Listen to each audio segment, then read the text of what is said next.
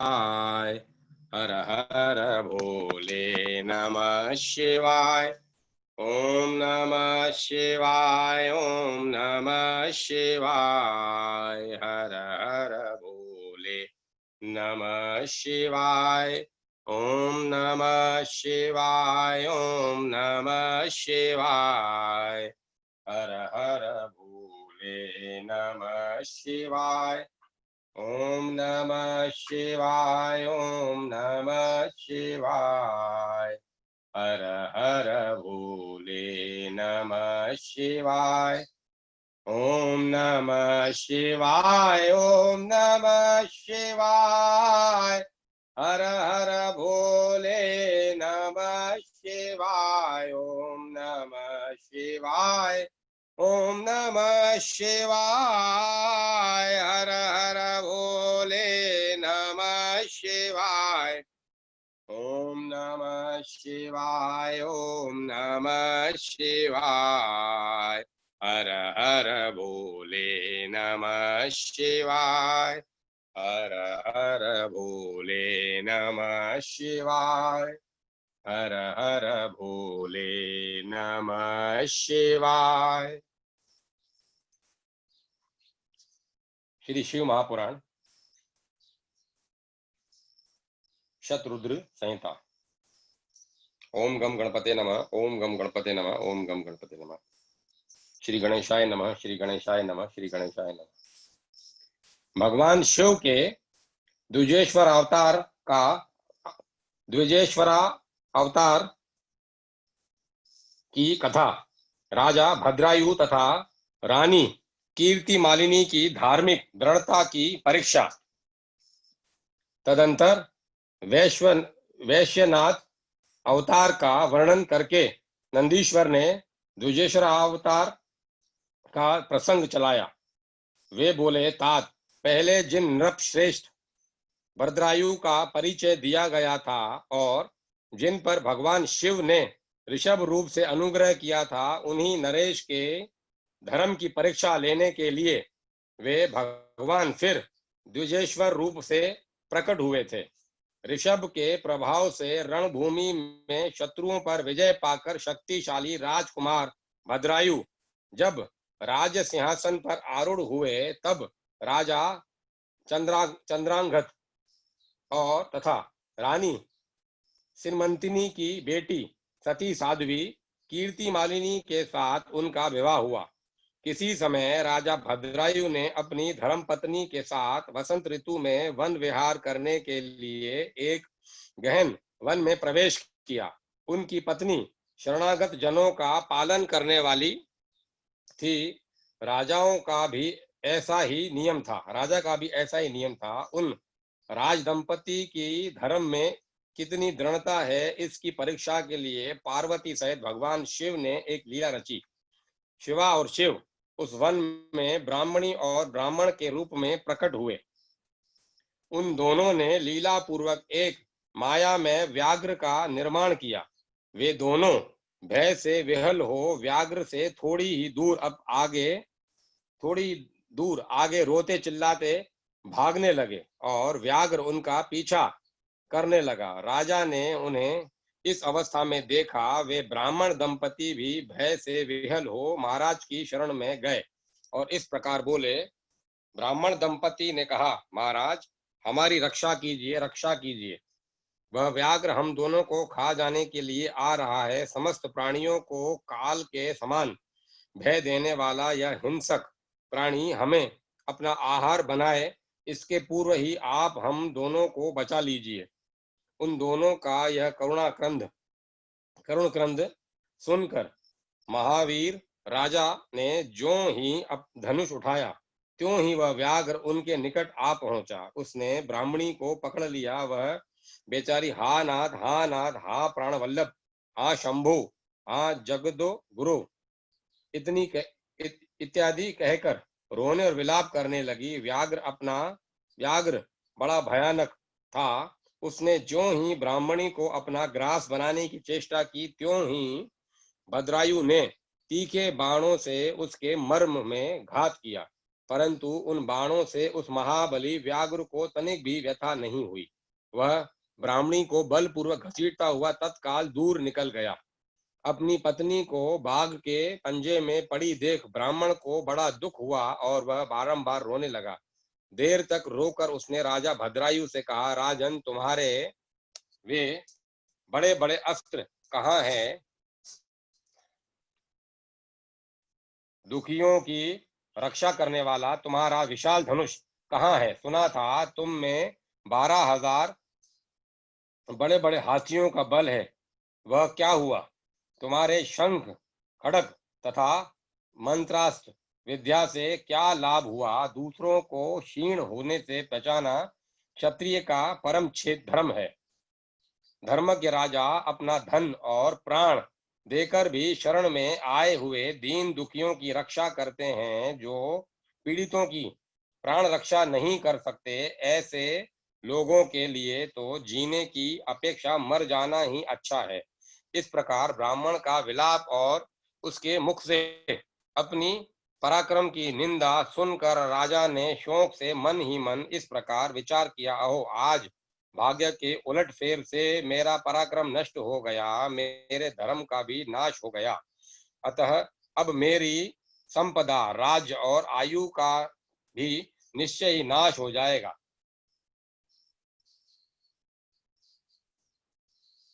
जो यूं विचार कर राजा भद्रायु ब्राह्मण की के चरणों में गिर पड़े और उसे धीरज बंधाते हुए बोले, ब्राह्मण, मेरा पराक्रम नष्ट हो गया है। महामते, मुझ क्षत्रिय धम पर कृपा करके शोक छोड़ दीजिए।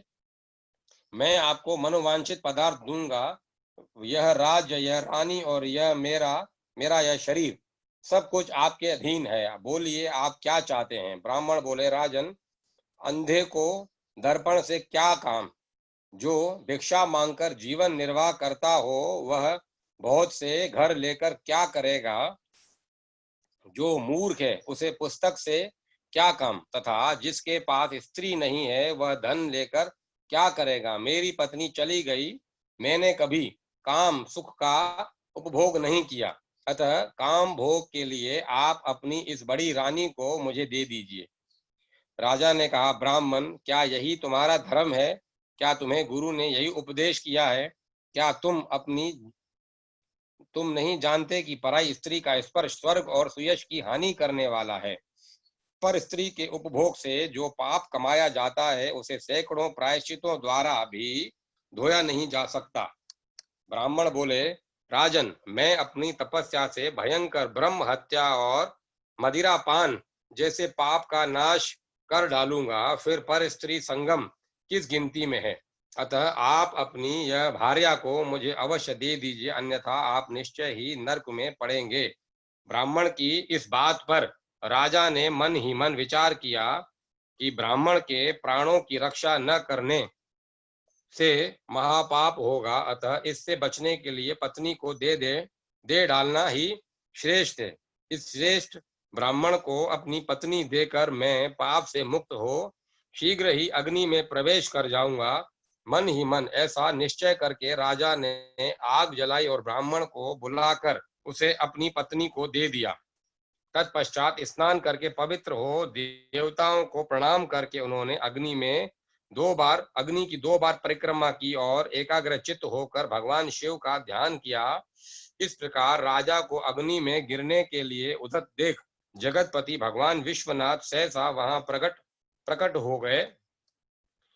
उनके 5 मुख थे, मस्तक पर चंद्रकला आभूषण का काम दे रही थी, कुछ कुछ पीले रंग की जटाएं लटक रही थीं। वे कोटि कोटि सूर्यों के समान तेजस्वी थे। हाथों में त्रिशूल, खड्वांग, कुठार, ढाल, मृग, अभय, वृद्ध और पिनाक धारण किए बेल की पीठ पर बैठे हुए भगवान नीलकंठ को राजा ने अपने सामने प्रत्यक्ष देखा। उनके दर्शन जनित आनंद से युक्त हो राजा भद्रायु ने हाथ जोड़कर सत्वन किया।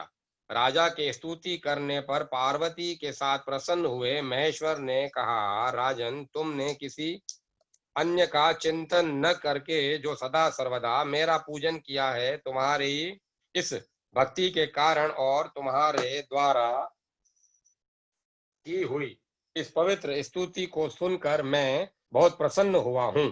तुम्हारे भक्ति भाव की परीक्षा के लिए मैं स्वयं ब्राह्मण बनकर आया था।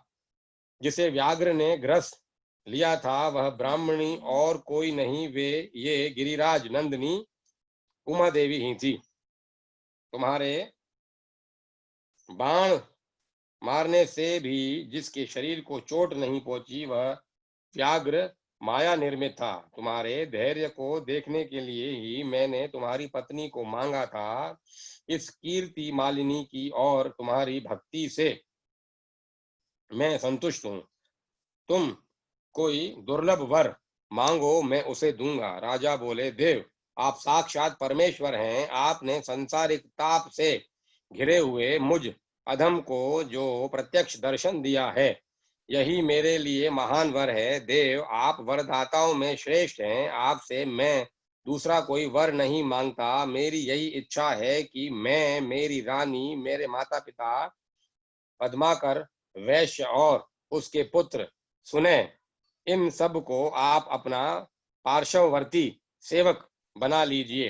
तत्पश्चात रानी कीर्ति मालिनी के ने प्रणाम करके अपनी भक्ति से भगवान शंकर को प्रसन्न किया और यह उत्तम वर मांगा, महादेव मेरे चंद्रागद और माता सिमंतिनी इन दोनों को भी आपके समीप निवास प्राप्त हो।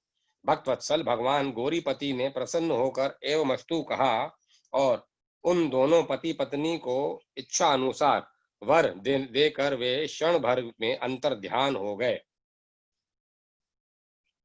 इधर राजा ने भगवान शंकर का प्रसाद प्राप्त करके रानी कीर्ति मालिनी के साथ प्रिय विषयों का उपभोग किया और 10,000 वर्षों तक राज्य करने के पश्चात अपने पुत्रों को राज्य देकर उन्होंने शिव जी के परम पद को प्राप्त किया। राजा और रानी दोनों ही भक्ति पूर्वक महादेव जी की पूजा करके भगवान शिव के धाम को प्राप्त हुए। इस यह परम पवित्र पाप नाशक एवं अत्यंत गोपनीय भगवान शिव का विचित्र विचित्र गुणानुवाद जो विद्वानों को सुनाता है अथवा स्वयं भी शुद्ध चित्त होकर पढ़ता है, वह इस लोक में भोग ऐश्वर्य को प्राप्त कर अंत में भगवान शिव को प्राप्त होता है।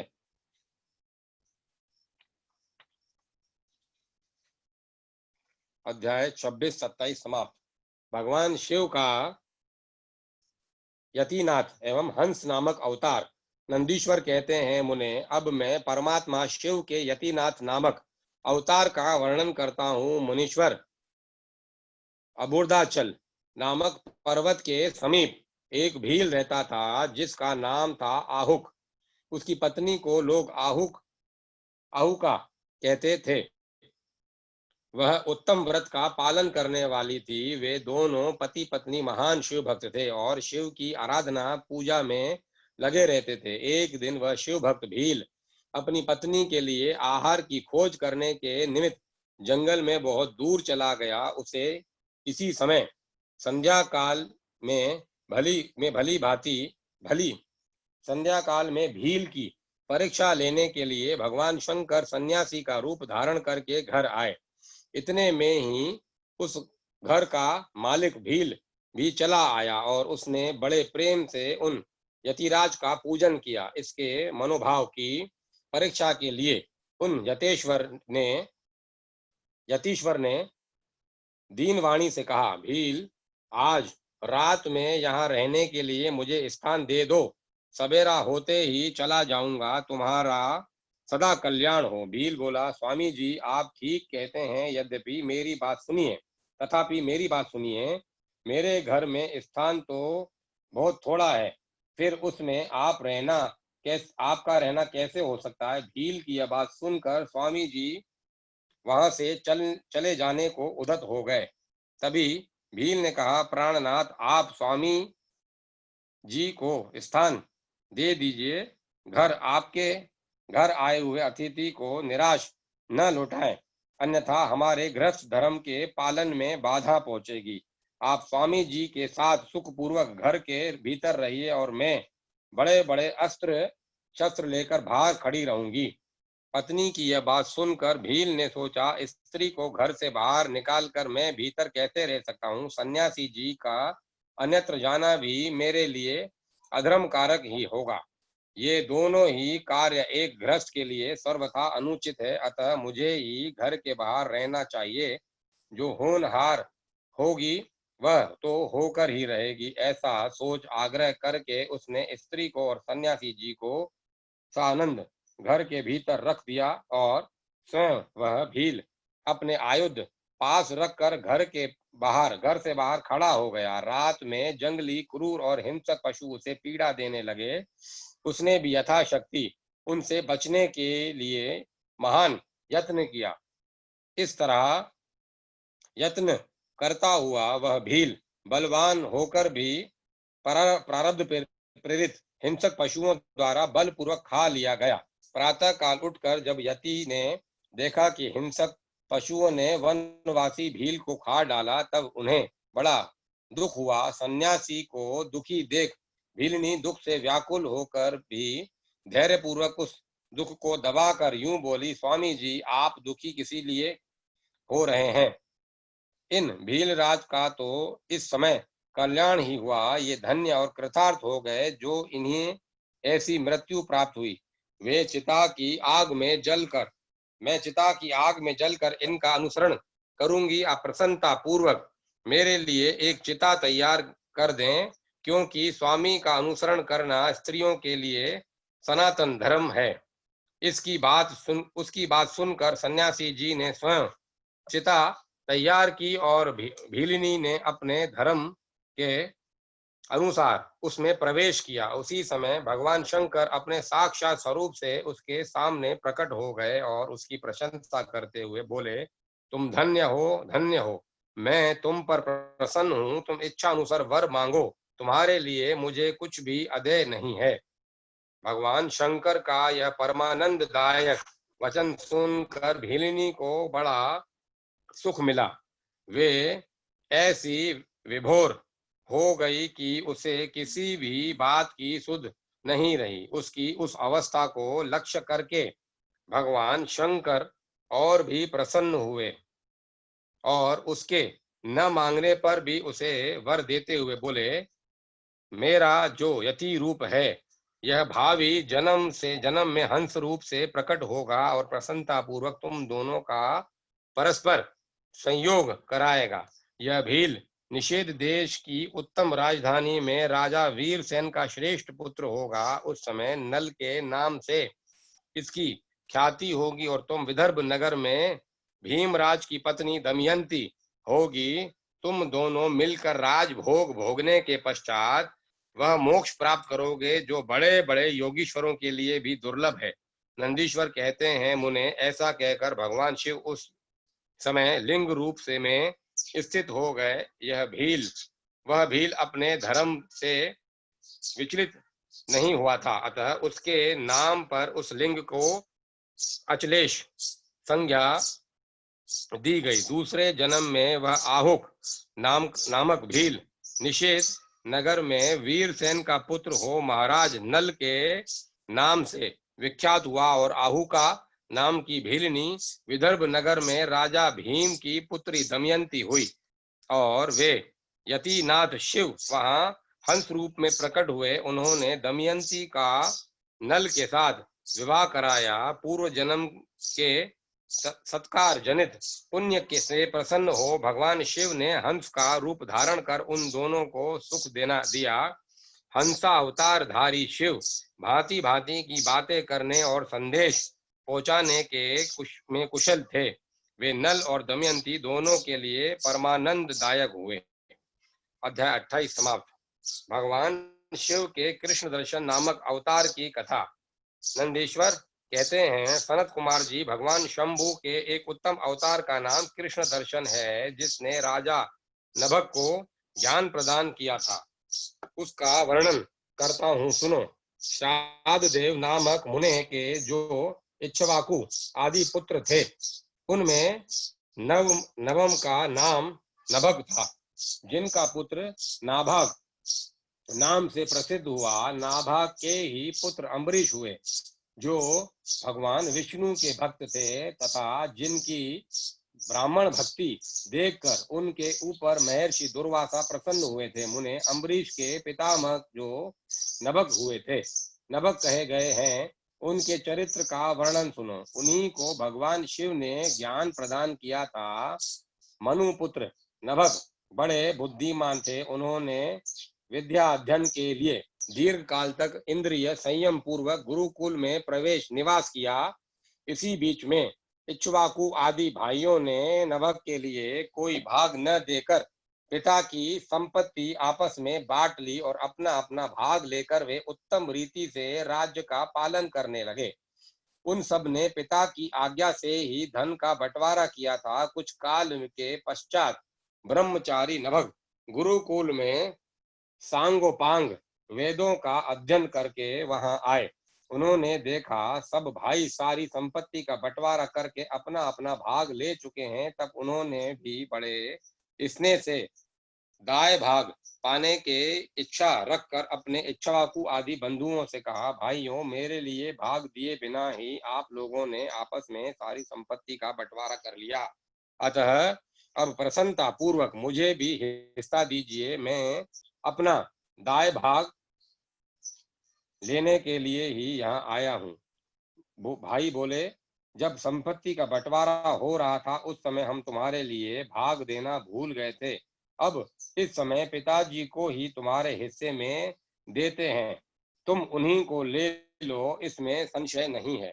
भाइयों का यह वचन सुनकर नभग को बड़ा विस्मय हुआ। वे पिता के पास जाकर बोले, तात, मैं विद्या अध्ययन के लिए गुरुकुल में गया था और वहां अब तक ब्रह्मचारी रहा हूँ। इसी बीच में भाइयों ने मुझे छोड़कर आपस में धन का बंटवारा कर लिया। वहां से लौटकर जब मैंने अपने हिस्से के बारे में उनसे पूछा तब उन्होंने आपको मेरा हिस्सा बता दिया। अतः उसके लिए मैं आपकी सेवा में आया हूँ। नभग की वह बात सुनकर पिता को बड़ा विस्मय हुआ। श्राद्ध देव ने पुत्र को आश्वासन देते हुए कहा, बेटा, भाइयों की उस बात पर विश्वास न करो। वह उन्होंने तुम्हें ठगने के लिए कही है। मैं तुम्हारे लिए भोग साधन उत्तम दाय नहीं बन सकता। तथापि उन वंचकों ने यदि मुझे ही दाय के रूप में तुम्हें दिया है तो मैं तुम्हारी जीविका का एक उपाय बताता हूँ, सुनो। इन दोनों उत्तम बुद्धि वाले अंगिरास गोत्रीय ब्राह्मण एक बहुत बड़ा यज्ञ कर रहे हैं। उस कर्म में प्रत्येक छठे दिन का कार्य वे ठीक ठीक नहीं समझ पाते, उसमें उनसे भूल हो जाती है। तुम वहां जाओ और उन ब्राह्मणों को विश्वदेव संबंधी 2 सूक्त बतला दिया करो। इससे वह यज्ञ शुद्ध रूप से संपादित होगा। वह यज्ञ समाप्त होने पर वे ब्राह्मण जब स्वर्ग को जाने लगेंगे उस समय संतुष्ट होकर अपने यज्ञ से बचा हुआ सारा धन तुम्हें दे देंगे। पिताजी की यह बात सुनकर सत्यवादी नभग बड़ी प्रसन्नता के साथ उस उत्तम यज्ञ में गए। मुने वहां छठे दिन में कर्म में बुद्धिमान मनुपुत्र ने वैश्वदेव संबंधी दोनों सूक्तों का स्पष्ट रूप से उच्चारण किया। यज्ञ कर्म समाप्त होने पर वे अंगिरास ब्राह्मण यज्ञ से बचा हुआ अपना अपना धन नभग को देकर स्वर्गलोक को चले गए। उस अयज्ञ शिष्ट धन को जब ये ग्रहण करने लगे उस समय सुंदर लीला करने वाले भगवान शिव तत्काल वहां प्रकट हो गए। उनके सारे अंग सुंदर थे परंतु नेत्र काले थे।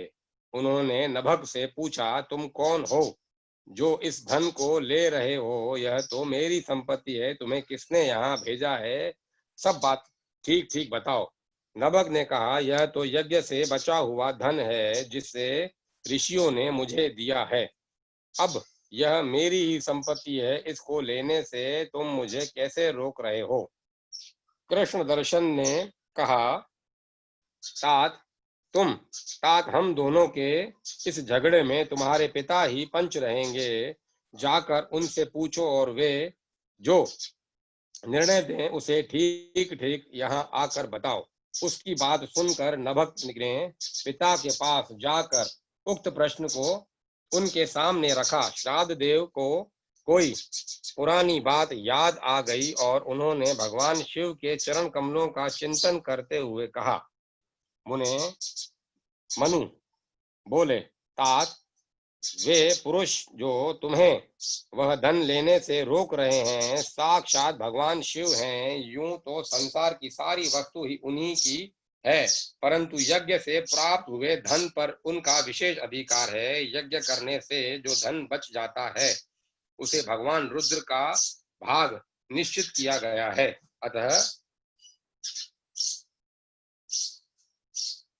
अतः यज्ञ अवशिष्ट सारी वस्तु ग्रहण करने के अधिकारी सर्वेश्वर महादेव जी ही हैं। उनकी इच्छा से ही दूसरे लोग उस वस्तु को ले सकते हैं। भगवान शिव तुम पर कृपा करने के लिए ही वहां वैसा रूप धारण करके आए हैं। तुम वहीं जाओ और उन्हें प्रसन्न करो। अपने अपराध के लिए क्षमा मांगो और प्रणाम पूर्वक उनकी स्तुति करो। नभग पिता की आज्ञा से वहां गए और भगवान को प्रणाम करके हाथ जोड़कर बोले, महेश्वर यह सारी त्रिलोकी ही आपकी है। फिर यज्ञ से बचे हुए धन के लिए तो कहना ही क्या है।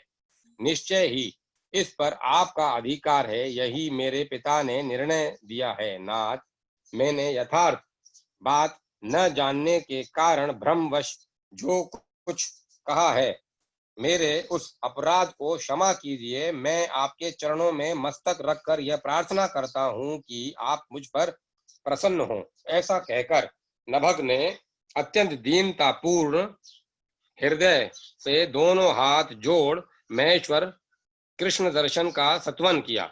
उधर श्राद्ध देव ने भी अपने अपराध के लिए क्षमा मांगते हुए भगवान शिव की स्तुति की। तदंतर भगवान रुद्र ने मन ही मन प्रसन्न हो नभक को कृपा दृष्टि से देखा और मुस्कुराते हुए कहा। कृष्ण दर्शन बोले, नभक, तुम्हारे पिता ने जो धर्मानुकूल बात कही है वह ठीक ही है। तुमने भी साधु स्वभाव के कारण सत्य ही कहा है, इसीलिए मैं तुम पर बहुत प्रसन्न हूँ।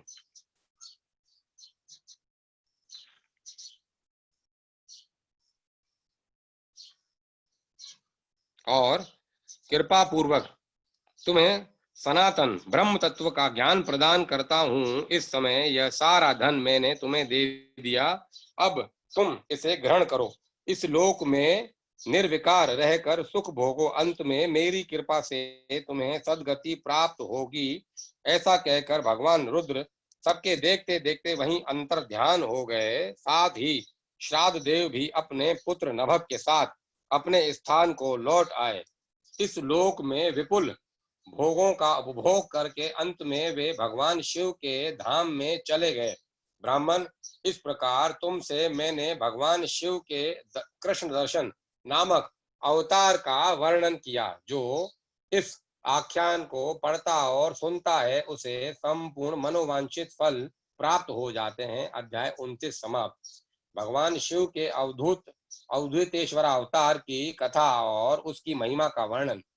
नंदीश्वर कहते हैं, सनत कुमार, अब तुम परमेश्वर शिव के अवधूतेश्वर नामक अवतार का वर्णन सुनो, जिसने इंद्र के घमंड को चूर चूर कर दिया था। पहले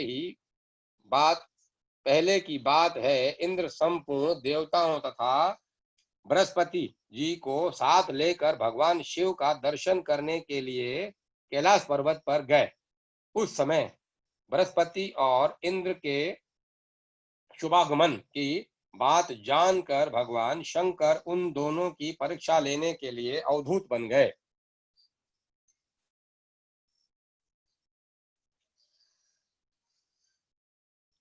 उनके शरीर पर कोई वस्त्र नहीं था। वे प्रज्वलित अग्नि के समान तेजस्वी होने के कारण महाभयंकर जान पड़ते थे।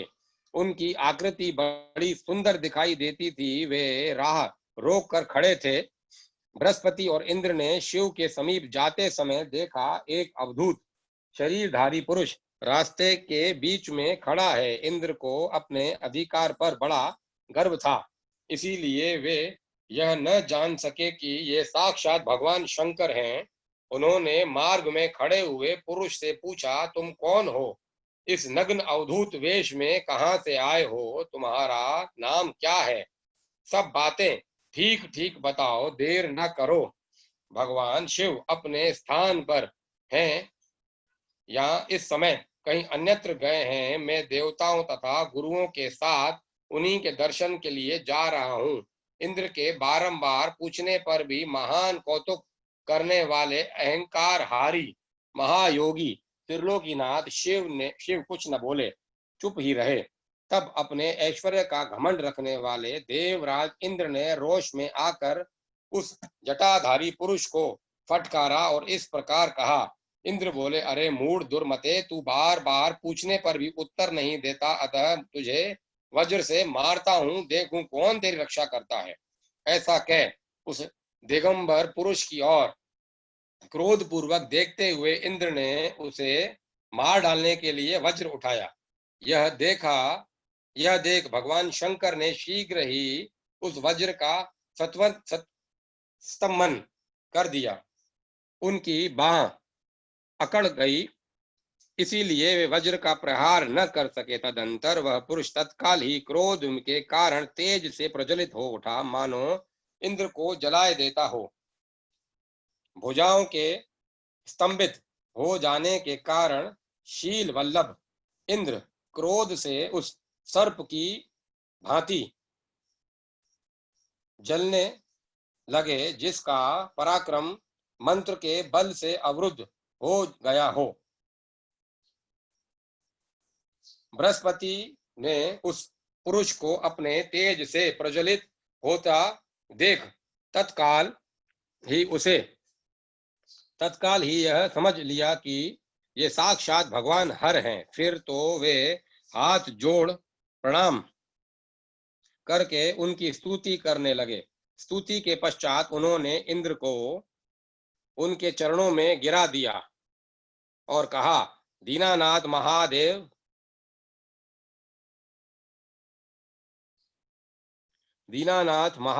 यह इंद्र आपके चरणों में पड़ा है, आप इसका और मेरा उद्धार करें। हम दोनों पर क्रोध नहीं, प्रेम करें। महादेव, शरणागत इंद्र की रक्षा कीजिए। आपके ललाट से प्रकट हुए यह आग इन्हें जलाने के लिए आ रही है। बृहस्पति की यह बात सुनकर अवधूत वेशधारी करुणा सिंधु शिव ने हंसते हुए कहा, अपने नेत्र से रोषवश बाहर निकली हुई अग्नि को मैं पुनः कैसे धारण कर सकता हूँ? यहाँ सर्प अपनी छोड़ी हुई कुचेल को केंचुल को फिर ग्रहण करता है। क्या सर्प अपनी छोड़ी हुई केंचुल को फिर ग्रहण करता है? बृहस्पति बोले, देव भगवान भक्त सदा ही कृपा के पात्र होते हैं। आप अपने भक्त वत्सल नाम को चरितार्थ कीजिए और इस भयंकर तेज को कहीं अन्यत्र डाल दीजिए। रुद्र ने कहा, देव गुरु, मैं तुम पर प्रसन्न हूँ, इसीलिए उत्तम वर देता हूँ। इंद्र को जीवन दान देने के कारण आज से तुम्हारा एक नाम जीव भी होगा। मेरे ललाटवर्ती नेत्र से जो यह आग प्रकट हुई है, इसे देवता नहीं सह सकते, अतः इसको मैं बहुत दूर छोड़ूंगा, जिससे यह इंद्र को पीड़ा न दे सके। ऐसा कहकर अपने तेज स्वरूप उस अद्भुत अग्नि को हाथ में लेकर भगवान शिव ने शार समुद्र में फेंक दिया। वहां फेंके जाते ही भगवान शिव का वह तेज तत्काल एक बालक के रूप में परिणित हो गया, जो सिंधु पुत्र जलंधर नाम से विख्यात हुआ। फिर देवताओं की प्रार्थना से भगवान शिव ने ही असुरों के स्वामी जलंधर का वध किया था। अवधूत रूप से ऐसी सुंदर लीला करके लोक कल्याणकारी शंकर वहां से अंतर ध्यान हो गए। फिर सब देवता अत्यंत निर्भय सुखी हुए। इंद्र और बृहस्पति भी उस भय से मुक्त मुक्त हो उत्तम सुख के भागी हुए। जिसके लिए उसका आना हुआ था वह भगवान शिव का दर्शन पाकर कृतार्थ हुए। इंद्र और बृहस्पति प्रसन्नता पूर्वक अपने स्थान को चले गए। सनत कुमार, इस प्रकार मैंने तुमसे परमेश्वर शिव के अवधूतेश्वर नामक अवतार का वर्णन किया, जो दुष्टों को दंड एवं भक्तों को परम आनंद प्रदान करने वाला है। यह दिव्य आख्यान पाप का निवारण करके यश, स्वर्ग, भोग, मोक्ष तथा संपूर्ण मनोवांछित फल की प्राप्ति कराने वाला है। जो प्रतिदिन एकाग्र चित्त हो इसे सुनता है या सुनाता है, वह इस लोक में संपूर्ण सुखों का उपभोग करके अंत में शिव की गति प्राप्त कर लेता है। अध्याय 30 समाप्त।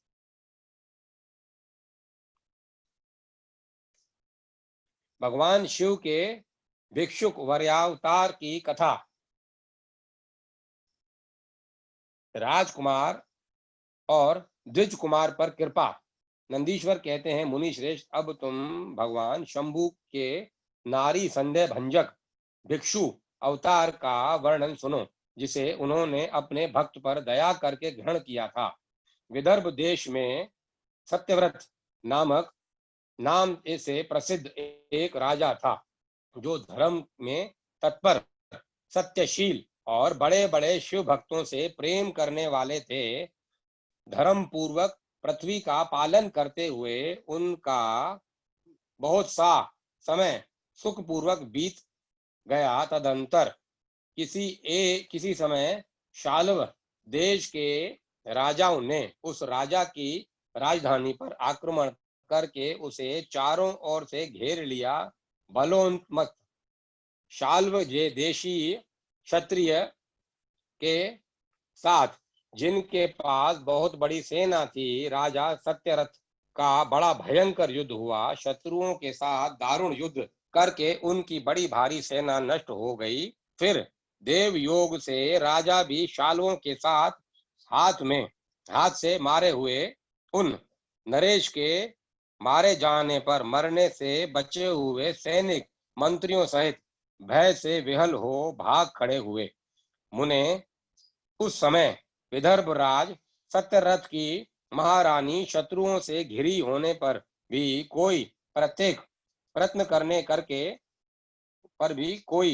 करके रात के समय अपने नगर से बाहर निकल गई। वे गर्भवती थी, अतः शोक से संतप्त हो भगवान शंकर के चरणाविंदों का चिंतन करती हुई वे धीरे धीरे पूर्व दिशा की ओर बहुत दूर चली गई। सवेरा होने पर रानी ने भगवान शंकर की दया से एक निर्मल सरोवर देखा। उस समय तक वे बहुत दूर का रास्ता तय कर चुकी थी। सरोवर के तट पर आकर वे सुकुमारी रानी एक छायादार वृक्ष के नीचे बैठ गई। भाग्यवश उसी निर्जन स्थान के वृक्ष के नीचे ही रानी ने उत्तम गुणों से युक्त शुभ मुहूर्त में एक दिव्य बालक को जन्म दिया, जो सभी शुभ लक्षणों के संपन्न था। देववश उस बालक की जननी महारानी को बड़े जोर से प्यास लगी। तब वे पानी पीने के लिए उस सरोवर में उतरी। इतने में ही एक बड़े भारी ग्राह ने आकर रानी को अपना ग्रास बना लिया। वह बालक पैदा होते ही माता पिता से हीन हो गया और भूख प्यास से पीड़ित हो उस तालाब के किनारे जोर जोर से रोने लगा। इतने में ही उस पर कृपा करके भगवान महेश्वर वहां आ गए और उस शिशु की रक्षा करने लगे। उन्हीं की प्रेरणा से एक ब्राह्मणी अकस्मात वहां आ पहुंची। वह विधवा थी, घर घर भीख मांगकर जीवन निर्वाह करती थी और अपने 1 वर्ष के बालक को गोद में लिए हुए उस तालाब के तट पर पहुंची थी। उसने एक अनाथ शिशु को वहां क्रदन करते हुए देखा।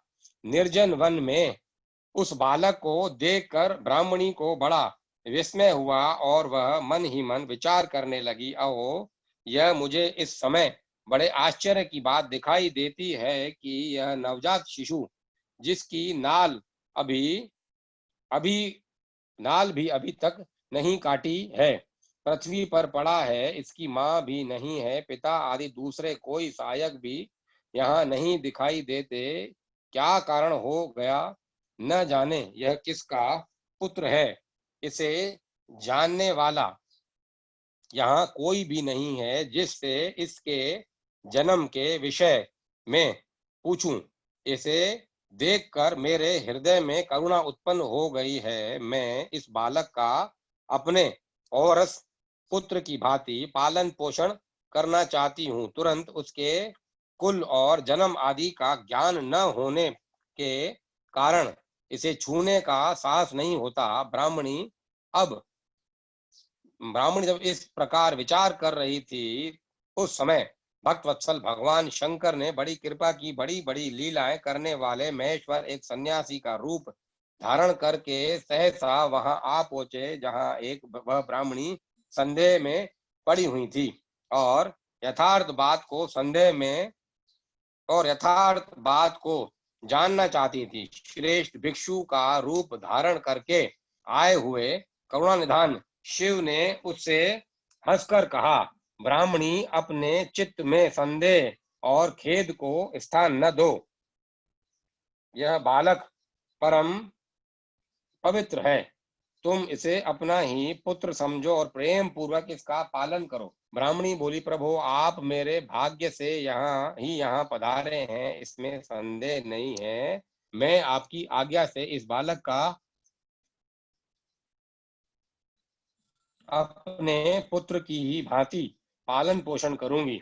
यह तथापि मैं विशेष रूप से यह जानना चाहती हूँ कि वास्तव में यह कौन है, किसका पुत्र है, और आप कौन हैं जो इस समय यहाँ पधारे हैं। भिक्षुवर, मेरे मन में बार बार यह बात आती है कि आप करुणा सिंधु शिव ही हैं और यह बालक पूर्व जन्म में आपका भक्त रहा है। किसी कर्म दोष से यह इस दुरवस्था में पड़ गया है। इसे भोग कर यह पुनः आपकी कृपा से परम कल्याण का भागी होगा। मैं भी अब आपकी माया से ही मोहित हो मार्ग भूलकर यहाँ आ गई हूँ। आपने ही इसका पालन करने के लिए मुझे यहाँ भेजा है। भिक्षुक प्रवर शिव ने कहा, ब्राह्मणी सुनो, यह बालक शिव भक्त विदर्भ राज सत्यरथ का पुत्र है। सत्यरथ को शाल्व देशीय क्षत्रियों ने युद्ध में मार डाला है। उनकी पत्नी अत्यंत व्यग्र हो रात में शीघ्रता पूर्वक अपने महल से बाहर भाग आई। उन्होंने वहां आकर इस बालक को जन्म दिया है। सवेरा होने पर वे प्यास से पीड़ित हो सरोवर में उतरी। उसी समय देववश एक ग्राह ने आकर उन्हें अपना आहार बना लिया। ब्राह्मणी ने कहा, भिक्षुदेव, क्या कारण है कि इसके पिता राजा सत्यरथ श्रेष्ठ भोगों के उपभोग के समय बीच में ही शाल्व देश के शत्रुओं द्वारा मार डाले गए? किस कारण से इस शिशु की माता को ग्राह ने खा लिया और यह शिशु जो जन्म से ही अनाथ और बंधुहीन हो गया है, इसका क्या कारण है? मेरा अपना पुत्र भी अत्यंत दरिद्र एवं भिक्षु क्यों हुआ तथा मेरे इन दोनों पुत्रों को भविष्य में कैसा सुख प्राप्त होगा? भिक्षुवर्य शिव ने कहा, यह इस राजकुमार के पिता विदर्भ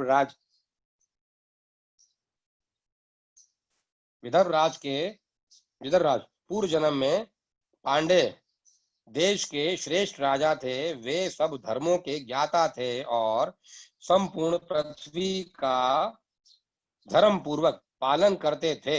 एक दिन प्रदोष काल में राजा भगवान शंकर का पूजन कर रहे थे और बड़ी भक्ति से त्रिलोकीनाथ महादेव जी की आराधना में संलग्न थे। उसी समय नगर में सब और बड़ा भारी कोलाहल मचा। उस उत्कट शब्द को सुनकर राजा ने बीच में ही भगवान शंकर की पूजा छोड़ दी और नगर में शोभ फैलने की आशंका से राजभवन से बाहर निकल गए। उसी समय राजा का महाबली मंत्री शत्रु को पकड़कर उसे समीप ले आया। वह शत्रु पांडव राज का ही सामंत था। उसे देखकर राजा ने क्रोधपूर्वक उसका मस्तक कटवा दिया। शिव पूजा छोड़कर नियम को समाप्त किए बिना ही राजा ने रात में भोजन भी कर लिया। इसी प्रकार राजकुमार को प्रदोष काल में शिव जी की पूजा किए बिना ही भोजन करके सो गया। वही राजा दूसरे जन्म में विदर्भ राज हुआ था। शिव जी की पूजा में विघ्न होने के कारण शत्रुओं ने उसको सुख भोग के बीच में ही मार डाला। पूर्व जन्म में जो उसका पुत्र था वही इस जन्म में भी हुआ। शिव जी की पूजा का उल्लंघन करने के कारण यह दरिद्रता को प्राप्त हुआ। उसकी माता ने पूर्व जन्म में छल से अपनी सौत को मार डाला था। उस महान पाप के कारण ही वह इस जन्म में ग्रह के द्वारा मारी गई। ब्राह्मणी, यह तुम्हारा पुत्र पूर्व जन्म में उत्तम ब्राह्मण था। इसने सारी आयु केवल दान लेने में बिताई है, यज्ञ आदि सत्कर्म नहीं किए हैं, इसीलिए यह दरिद्रता को प्राप्त हुआ है। इस दोष का निवारण करने के लिए अब तुम भगवान शंकर की शरण में जाओ। ये दोनों बालक यज्ञोपवीत संस्कार के पश्चात भगवान शिव की आराधना करें। भगवान शिव इनका कल्याण करेंगे। इस प्रकार ब्राह्मणी को उपदेश देकर भिक्षु श्रेष्ठ सन्यासी का शरीर धारण करने वाले भक्तवत्सल शिव ने उसे अपने उत्तम स्वरूप का दर्शन कराया। उन्हें साक्षात शिव जानकर ब्राह्मण पत्नी ने प्रणाम किया और प्रेम से गदगद वाणी द्वारा उनकी स्तुति की। तत्पश्चात भगवान शिव वहीं अंतर ध्यान हो गए। उनके चले जाने पर ब्राह्मणी उस बालक को लेकर अपने पुत्र के साथ घर को चली गई।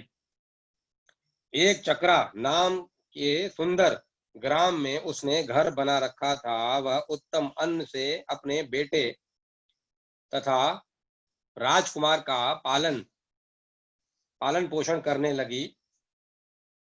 यथा समय ब्राह्मणों ने उन दोनों का यज्ञोपवीत संस्कार कर दिया। वे दोनों शिव जी की पूजा में तत्पर रहते हुए घर पर ही बड़े हुए। शांडिल्य मुनि के उपदेश से नियम परायण हो वे दोनों शुभ व्रत रखकर प्रदोष काल में शंकर जी की पूजा करते थे। एक दिन द्विज कुमार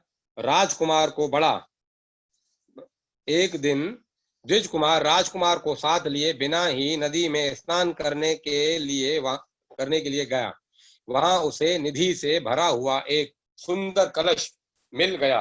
इस प्रकार भगवान शंकर की पूजा करते हुए उन दोनों कुमारों ने उसी घर में 1 वर्ष व्यतीत हो गया। तदंतर एक दिन राजकुमार उस ब्राह्मण कुमार के साथ वन में गया। वहां अकस्मात एक गंधर्व कन्या आ गई। उसके पिता ने वह कन्या राजकुमार को दे दी। गंधर्व कन्या से विवाह करके राजकुमार निष्कटक राज्य भोगने लगे। जिस ब्राह्मण पत्नी ने पहले अपने पुत्र की भांति उसका पालन पोषण किया था वही उस समय राजमाता हुई और वह ब्राह्मण कुमार उसका भाई हुआ। राजा का नाम धर्मगुप्त था। इस प्रकार देवेश्वर शिव की आराधना करके राजा धर्मगुप्त अपनी उस रानी के साथ विदर्भ देश में राजोचित सुख का उपभोग करने लगा। मैंने तुमसे शिव के भिक्षुवर्य अवतार का वर्णन किया है, जिन्होंने राजा धर्मगुप्त को बाल्यकाल में सुख प्रदान किया था। यह पवित्र आख्यान पापहारी परम पावन चारों पुरुषार्थों का साधक तथा संपूर्ण अभिष्ट को देने वाला है। जो प्रतिदिन एकाग्र चित्त होकर इसे सुनता या सुनाता है वह इस लोक में संपूर्ण भोगों का उपभोग करके अंत में भगवान शिव के धाम में जाता है। अध्याय 31 समाप्त। शिव के सुरेश अवतार की कथा, उपमन्यु की तपस्या और उन्हें उत्तम वर की प्राप्ति।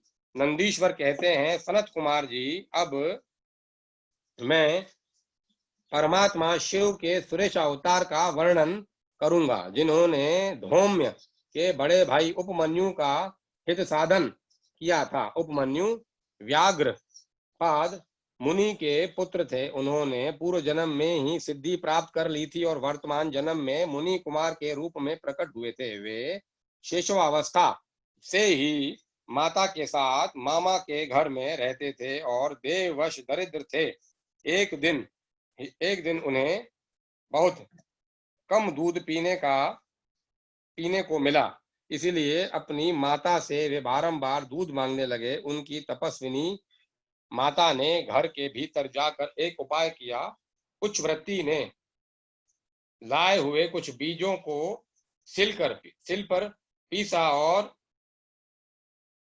उन्हें पानी में घोलकर कृत्रिम दूध तैयार किया। फिर बेटे को पुचकार कर वह उसे पीने को दिया। मां के दिए हुए उस नकली दूध को पीकर बालक उपमन्यु बोले, यह तो दूध नहीं है। इतना कहकर वे फिर रोने लगे। बेटे का रोना धोना सुनकर मां को बड़ा दुख हुआ। अपने हाथ से उपमन्यु की दोनों आंखें पोंछकर उनकी लक्ष्मी जैसी माता ने कहा, बेटा, हम लोग सदा वन में निवास करते हैं, हमें यहाँ दूध कहाँ से मिल सकता है? भगवान शिव की कृपा के बिना किसी को दूध नहीं मिलता।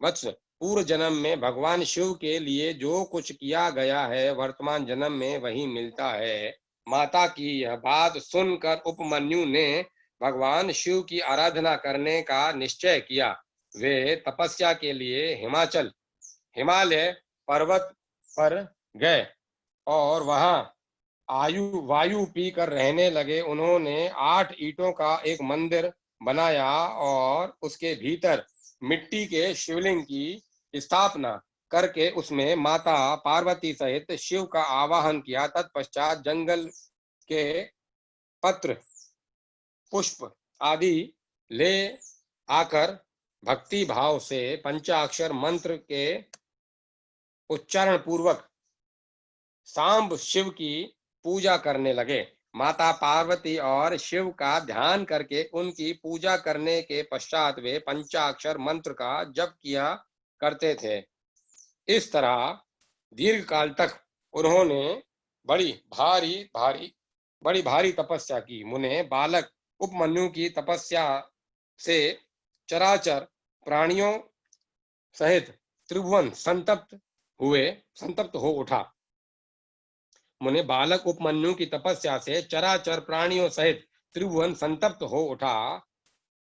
तब देवताओं की प्रार्थना से उपमन्यु के भक्ति भाव की परीक्षा लेने के लिए भगवान शंकर उनके समीप पधारे। उस समय शिव ने देवराज इंद्र का, पार्वती ने शची का, नंदीश्वर वृषभ ने ऐरावत हाथी का तथा शिव के गणों ने संपूर्ण देवताओं का रूप धारण कर लिया। निकट आने पर सुरेश्वर रूपधारी शिव ने बालक उपमन्यु को वर मांगने के लिए कहा। उपमन्यु ने पहले तो शिव भक्ति मांगी, फिर अपने को इंद्र बताकर जब उन्होंने शिव की निंदा की, तब उस बालक ने भगवान शिव के अतिरिक्त दूसरे किसी से कोई भी कुछ भी लेना अस्वीकार कर दिया। वे इंद्र को मारकर स्वयं भी मर जाने को उद्यत हो गए। उन्होंने जो अघोरास्त्र चलाया उसे नंदी ने पकड़ लिया और उन्होंने अपने को जलाने के लिए जो अग्नि की धारणा की, उसे भगवान शिव ने शांत कर लिया। फिर वे सब के सब अपने यथार्थ रूप में प्रकट हो गए। शिव ने उपमन्यु को अपना पुत्र माना और उनका मस्तक सूंघकर कहा, वत्स, मैं तुम्हारा पिता और ये पार्वती जी तुम्हारी माता हैं। तुम्हें आज से सनातन कुमारत्व प्राप्त होगा। मैं तुम्हारे लिए दूध, दही और मधु से सहस्त्रों समुद्र देता हूँ। भक्ष्य भोज्य आदि पदार्थों के भी समुद्र तुम्हारे लिए सुलभ होंगे। मैं तुम्हें अमरत्व तथा अपने गणों का आधिपत्य प्रदान करता हूं। ऐसा कहकर शंभु ने उपमन्यु को बहुत से दिव्य वर दिए। पाशुपत ज्ञान और व्रत योग का उपदेश किया, प्रवचन की शक्ति दी और अपना परम पद अर्पित किया। फिर उन्होंने हाथों से उपमन्यु को हृदय से लगाकर उनका मस्तक सूंघा और देवी पार्वती को सौंपते हुए कहा, यह तुम्हारा बेटा है। पार्वती ने भी बड़े प्यार से उसके मस्तक पर अपना कर कमल रखा और उन्हें अक्षय कुमार पद प्रदान किया। शिव ने संतुष्ट होकर उनके लिए पिंडीभूत और अविनाशी साकार क्षीर सागर प्रस्तुत किया कर दिया। साथ ही योग संबंधी ऐश्वर्य, नित्य संतोष, अक्षय ब्रह्म विद्या और उत्तम समृद्धि प्रदान की। उनके कुल और गोत्र के अभय अक्षय होने का वरदान दिया और यह भी कहा कि मैं तुम्हारे इस आश्रम पर नित्य निवास करूंगा। इतना कहकर भगवान शिव अंतर ध्यान हो गए। उपमन्यु वर पाकर प्रसन्नता पूर्वक घर आए। उन्होंने माता से सब बातें बताई। सुनकर माता को बड़ा हर्ष हुआ। उपमन्यु सबके पूजनीय और अधिक सुखी हो गए। तात इस प्रकार मैंने तुमसे परमेश्वर शिव के सुरेश अवतार का वर्णन किया है। यह अवतार सत्पुरुषों को सदा ही सुख देने वाला है। सुरेश अवतार की यह कथा पाप को दूर करने वाली तथा संपूर्ण मनोवांछित फलों को देने वाली है। जो इसे भक्ति पूर्वक सुनता या सुनाता है वह संपूर्ण सुखों को भोग कर अंत में भगवान शिव को प्राप्त होता है। अध्याय 32 समाप्त। शिव जी के किरातावतार के प्रसंग में श्री कृष्ण द्वारा देवत वन में दुर्वासा के शाप से पांडवों की रक्षा, व्यास जी का अर्जुन को शर्क विद्या और पार्थिव पूजन की विधि बताकर तप के लिए सम्मति देना, अर्जुन का इंद्रकील पर्वत पर तप, इंद्र का आगमन और अर्जुन को वरदान, अर्जुन का शिव जी के उद्देश्य से पुनः तप में प्रवृत्त होना। तदंतर पार्वती के विवाह प्रसंग में हुए जटिल नर्तक तथा द्विज अवतारों की, फिर अश्वत्थामा अवतार की बात कहकर नंदीश्वर जी आगे कहते हैं, बुद्धिमान सनत कुमार जी, अब तुम पिनाकधारी भगवान शिव के किरात नामक अवतार का वर्णन सुनो। उस अवतार में उन्होंने मुख नामक दैत्य का वध और प्रसन्न होकर अर्जुन को वर प्रदान किया था। जब सुयोधन की महाबली पांडवों को जुए में जीत लिया तब वे सती साध्वी द्रौपदी के साथ देवत वन में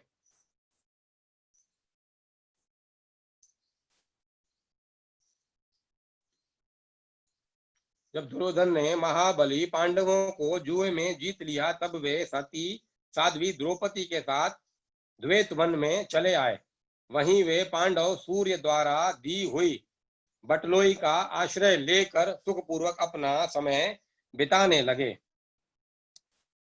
प्रियवर उसी समय सुयोध ने आदर पूर्वक मुनिवर दुर्वासा को छल से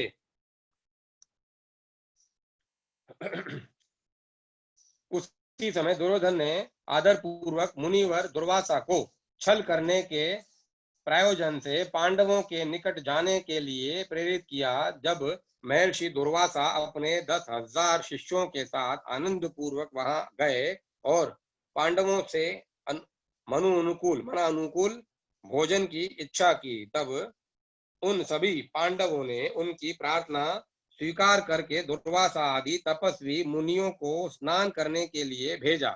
मुनीश्वर इधर अन्नाभाव के कारण वे सभी पांडव बड़े संकट में पड़ गए और मन ही मन प्राण त्याग देने का विचार करने लगे।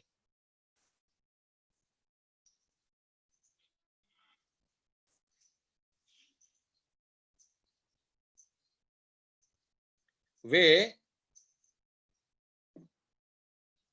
तब द्रौपदी ने श्री कृष्ण का स्मरण किया। वे तत्काल ही वहां आ पहुंचे और शाक के पत्ते का भोग लगाकर उन सभी तपस्वियों को तृप्त कर दिया। फिर तो महर्षि दुर्वासा अपने शिष्यों को तृप्त हुआ जानकर वहां से चलते बने। इस प्रकार श्री कृष्ण की कृपा से उस समय पांडव संकट से मुक्त हुए। तदंतर भगवान श्री कृष्ण ने पांडवों को शिव जी की आराधना करने के लिए सम्मति दी। फिर व्यास जी ने भी आकर उन्हें शंकर के समाराधन का आदेश देते हुए कहा, शिव जी संपूर्ण दुखों का विनाश करने वाले हैं। वे भक्ति करने से थोड़े ही समय में प्रसन्न हो जाते हैं। इसीलिए सभी लोगों को शंकर जी की सेवा करनी चाहिए। वे महेश्वर प्रसन्न होने पर भक्तों की सारी अभिलाषाएं पूर्ण कर देते हैं। यहाँ तक कि वे इस लोक में सारा भोग और परलोक में मोक्ष तक दे डालते हैं। यह बिल्कुल निश्चित बात है। इसीलिए भुक्ति मुक्ति रूपी फल की कामना वाले मनुष्यों को सदा शंभु की सेवा करनी चाहिए, क्योंकि भगवान शंकर साक्षात परम पुरुष, दुष्टों के संहारक और सत्पुरुषों के आश्रय स्वरूप है। अब अर्जुन पहले दृढ़ता पूर्वक शुक्र शर्क विद्या का जप करें, तब इंद्र पहले परीक्षा लेंगे, पीछे संतुष्ट हो जाएंगे। प्रसन्न होने पर वे सर्वदा विघ्नों का नाश करते रहेंगे और फिर शिव जी का श्रेष्ठ मंत्र प्रदान करेंगे। नंदीश्वर कहते हैं, मुने इतना कहकर व्यास जी अर्जुन को बुलाकर उन्हें शर्क विद्या का उपदेश देने को उद्यत हुए। तब तीक्ष्ण बुद्धि अर्जुन ने स्नान करके पूर्व मुख बैठकर उस विद्या को ग्रहण कर लिया। फिर उदार बुद्धि मुनिवर व्यास जी ने अर्जुन को पार्थिव लिंग की पूजन का विधान बतलाकर उनसे कहा। व्यास जी बोले, पार्थ, अब तुम यहाँ से परम रमणीय इंद्रकील पर्वत पर जाओ और वहां जाह्नवी के तट पर बैठकर सम्यक रूप से तपस्या करो। यह विद्या अदृश्य रूप से सदा तुम्हारा हित करती रहेगी। अर्जुन को ऐसा आशीर्वाद देकर व्यास जी पांडवों से कहने लगे, नरश्रेष्ठों, तुम सब लोग धर्म पर दृढ़ बने रहो, इससे तुम्हें सर्वथा श्रेष्ठ सिद्धि प्राप्त होगी। इसमें अन्यथा विचार करने की आवश्यकता नहीं है। नंदीश्वर कहते हैं, मुने इस प्रकार मुनिवर व्यास उन पांडवों को आशीर्वाद दे तथा शिव के चरण कमलों का स्मरण करके तुरंत ही अंतर्ध्यान हो गए। उधर शिव मंत्र के धारण करने से अर्जुन में भी अनुपम तेज व्याप्त हो गया। वे उस समय उद्दीप्त हो उठे। अर्जुन को देखकर सभी पांडवों को निश्चय हो गया कि अवश्य ही हमारी विजय होगी, क्योंकि अर्जुन में विलुप तेज उत्पन्न हो गया है। तब उन्होंने अर्जुन से कहा, व्यास जी के कथन से ऐसा प्रतीत होता है कि इस कार्य को केवल तुम ही कर सकते हो, यह दूसरों से के द्वारा कभी भी सिद्ध नहीं हो सकता। अतः जाओ और हम लोगों का जीवन सफल करो। तब अर्जुन ने चारों भाइयों और द्रौपदी से अनुमति मांगी। उन लोगों को अर्जुन के बिछोह का दुख तो हुआ, पर कार्य की महत्ता देखकर सभी ने अनुमति दे दी। फिर तो अर्जुन मन ही मन प्रसन्न होते हुए उस उत्तम पवित्र इंद्रकील को चले गए। वहां पहुंचकर वे गंगा जी के समीप एक गंगा जी के समीप एक मनोरम स्थान पर, जो स्वर्ग से भी उत्तम और आकाश वन में अशोक वन से सुशोभित था, ठहर गए।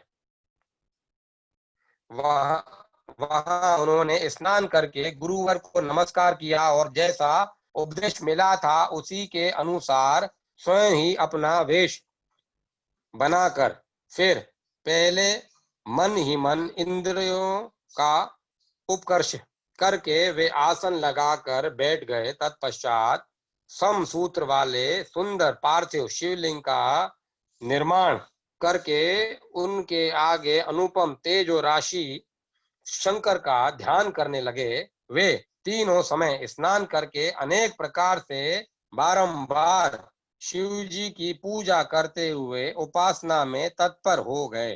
तब अर्जुन के शिरोभाग से तेज की ज्वाला निकलने लगी। उसे देखकर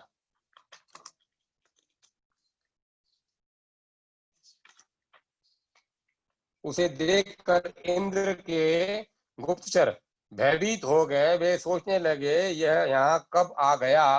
पुनः उन्होंने ऐसा विचार किया कि यह घटना इंद्र को बतला देनी चाहिए। ऐसा सोचकर वे तत्काल ही इंद्र के समीप गए। गुप्तचरों ने कहा, देवेश, वन में एक पुरुष तप कर रहा है, परंतु हमें पता नहीं कि वह देवता है, ऋषि है, सूर्य है अथवा अग्नि है। उसी के तेज से संतप्त होकर हम आपके सन्निकट आए हैं। अब हमने ऐसा चरित्र भी आपसे निवेदित कर दिया।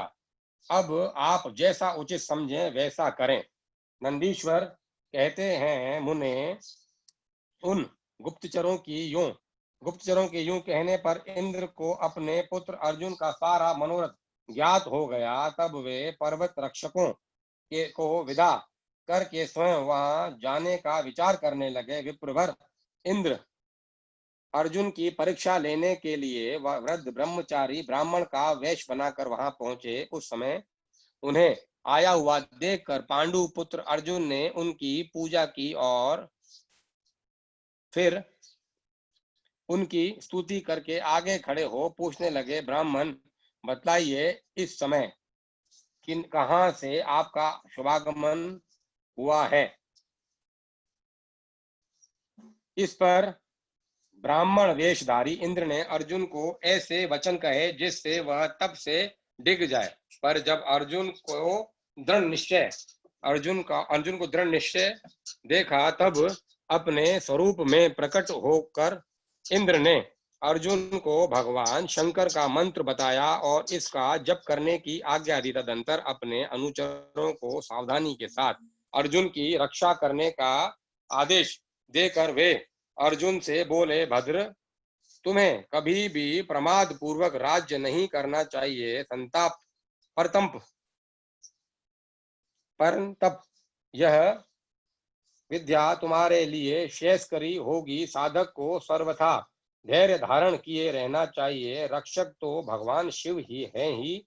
वे संपत्तियों और फल मोक्ष दोनों समान रूप से देंगे, इसमें तनिक भी संशय नहीं है। नंदीश्वर कहते हैं, मुने, इस प्रकार अर्जुन को वरदान देकर देवराज इंद्र शिव जी के चरण कमलों का स्मरण करते हुए अपने भवन को लौट गए। तब महावीर अर्जुन ने भी सुरेश्वर को प्रणाम किया और फिर वे मन को वश में करके इंद्र के उपदेश अनुसार शिव जी के उद्देश्य से तपस्या करने लगे। अध्याय 33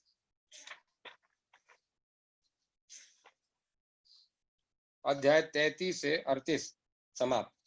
किरात अवतार के प्रसंग में मुख नामक दैत्य का शूकर रूप धारण करके अर्जुन के पास आना, शिव जी का किरात वेश में प्रकट होना और अर्जुन तथा किरात वेशधारी शिव द्वारा उस दैत्य का वध नंदीश्वर जी कहते हैं, मुने तदंतर अर्जुन व्यास जी के उपदेशानुसार विधि पूर्वक स्नान तथा न्यास आदि करके परम भक्ति के साथ शिव जी का ध्यान करने लगे और उस समय वे एक श्रेष्ठ मुनि की भांति एक ही पैर के बल पर खड़े हो सूर्य की और एकाग्र दृष्टि करके खड़े खड़े मंत्र जप कर रहे थे। इस प्रकार वे परम प्रेम पूर्वक मन ही मन शिव जी का स्मरण करके शंभु के सर्वोत्कृष्ट पंचाक्षर मंत्र का जप करते हुए घोर तप करने लगे। उस तपस्या का ऐसा उत्कृष्ट तेज प्रकट हुआ जिससे देवगण विस्मित हो गए। पुनः वे शिव जी के पास गए और चित्त से बोले। देवताओं ने कहा, सर्वेश्वर, एक मनुष्य आपके लिए तपस्या में निरत है। प्रभु, वह व्यक्ति जो कुछ चाहता है उसे आप दे क्यों नहीं देते? नंदीश्वर जी कहते हैं, मुने यूं कहकर देवताओं ने अनेक प्रकार से उनकी स्तुति की। फिर उनके चरणों की ओर दृष्टि लगाकर वे विनम्र भाव से खड़े हो गए। तब उदार बुद्धि एवं प्रसन्न आत्मा महाप्रभु शिव जी उस वचन को सुनकर ठठाकर हंस पड़े और देवताओं से इस प्रकार बोले। शिव जी ने कहा, देवताओं, अब तुम लोग अपने स्थान को लौट जाओ। मैं सब तरह से तुम लोगों का कार्य संपन्न करूंगा। यह बिल्कुल सत्य है, इसमें संदेह की गुंजाइश नहीं है। नंदीश्वर जी कहते हैं, मुने शंभु के उस वचन को सुनकर देवताओं को पूर्णतः निश्चय हो गया। तब वे सब अपने स्थान को लौट गए। इसी समय मूक नामक दैत्य शंकर का रूप धारण करके वहां आया। विप्रेंद्र, उसे उस समय मायावी दुरात्मा दुर्योधन ने अर्जुन के पास भेजा था। उसी समय मूक नामक दैत्य शूकर का रूप धारण करके वहां आया। विप्रेंद्र, उसे उस समय मायावी दुरात्मा दुर्योधन ने अर्जुन के पास भेजा था। वह जहां अर्जुन स्थित थे उसी मार्ग में अत्यंत वेग पूर्वक पर्वत शिखरों को उखाड़ता हुआ, वृक्षों को छिन्न भिन्न करता तथा अनेक प्रकार के शब्द करता हुआ आया। तब अर्जुन की भी दृष्टि उस मूक नामक असुर पर पड़ी। वे शिव जी के पाद पदों का स्मरण करके यों विचार करने लगे। अर्जुन ने मन ही मन कहा, ये कौन है और कहां से आया है? यह तो क्रूर कर्मा दिखाई पड़ रहा है। निश्चय ही यह मेरा अनिष्ट करने के लिए आ रहा है, इसमें तनिक भी संशय नहीं है। क्योंकि जिसका दर्शन होने पर अपना मन प्रसन्न हो जाए, यह निश्चय ही अपना हितैषी है, और जिसके देखने पर मन व्याकुल हो जाए वह शत्रु ही है। आचार से कुल का, शरीर से भोजन का, वार्तालाप से शास्त्र ज्ञान का और नेत्रों से स्नेह का परिचय मिलता है।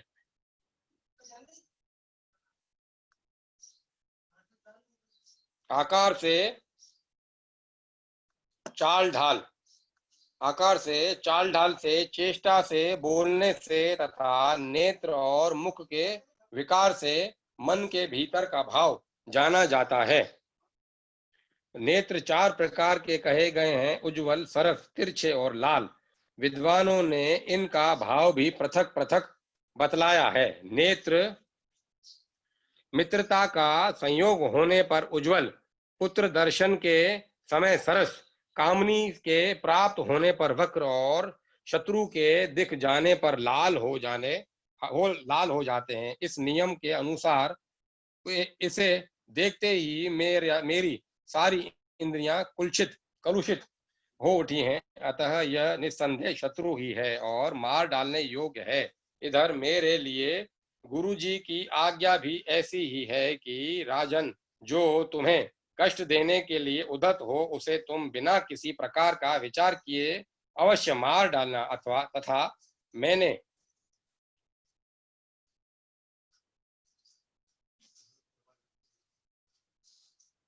इसीलिए आयुध भी तो धारण कर रखा है। यूं विचार कर अर्जुन बाण का संधान करके वहीं डट कर खड़े हो गए। इसी बीच भक्त वत्सल भगवान शंकर अर्जुन की रक्षा, उनकी भक्ति की परीक्षा और उस दैत्य का नाश करने के लिए शीघ्र ही वहां आ पहुंचे। उस समय उन्होंने अनेक उनके साथ गणों का यूथ भी था और वे महान अद्भुत सुशिक्षित भील का रूप धारण किए हुए थे। उनकी कांच बख्शी थी और उन्होंने वस्त्र खंडों से ईशान ध्वज बांध रखा था। उनके शरीर पर श्वेत धारियां चमक रही थी। पीठ पर बाणों से भरा हुआ तरकश बंधा था और वे स्वयं धनुष बाण धारण किए हुए थे। इनका उनका गण यूथ भी वैसी ही साज सज्जा से युक्त था। इस प्रकार शिव भीलराज बने हुए थे।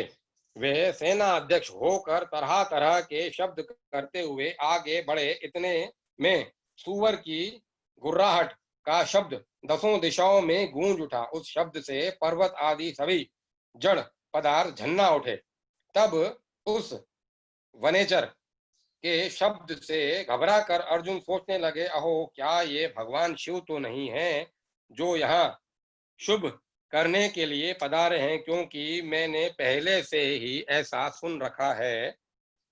परंतु श्री कृष्ण और व्यास जी ने ऐसा ही कहा है तथा देवताओं ने भी बारंबार स्मरण करके ऐसी ही घोषणा की है कि शिव जी कल्याणकर्ता और सुखदाता हैं। वे मुक्ति प्रदान करने के कारण मुक्तिदाता कहे जाते हैं। उनका नाम स्मरण करने से मनुष्यों का निश्चय ही कल्याण होता है। जो लोग सर्वभाव से उनका भजन करते हैं उन्हें स्वप्न में भी दुख का दर्शन नहीं होता।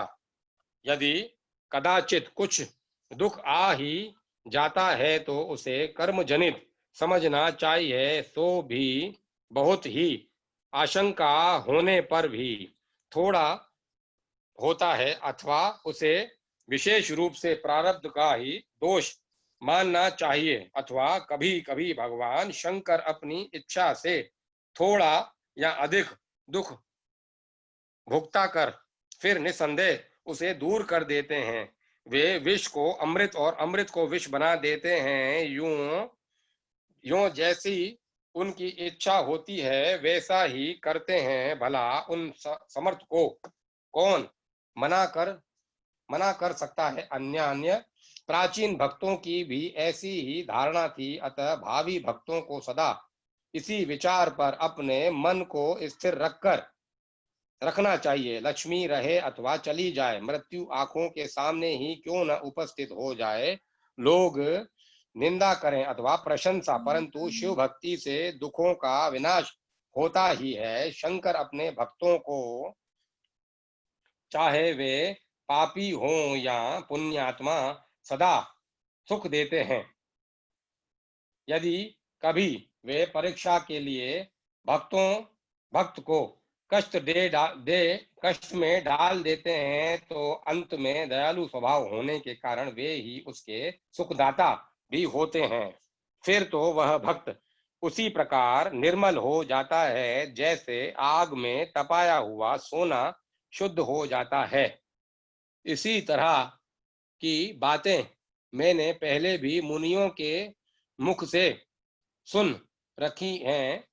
अतः मैं शिव जी का भजन करके उसी से उत्तम सुख प्राप्त करूंगा। अर्जुन यूं विचार कर ही रहे थे, तब तक बाण का लक्ष्य भूत वह सुअर वहां आ पहुंचा। उधर शिव जी भी उस सुअर के पीछे लगे हुए दिख पड़े। उस समय वे दोनों के मध्य में वह शूकर अद्भुत शिखर सा दिख रहा था।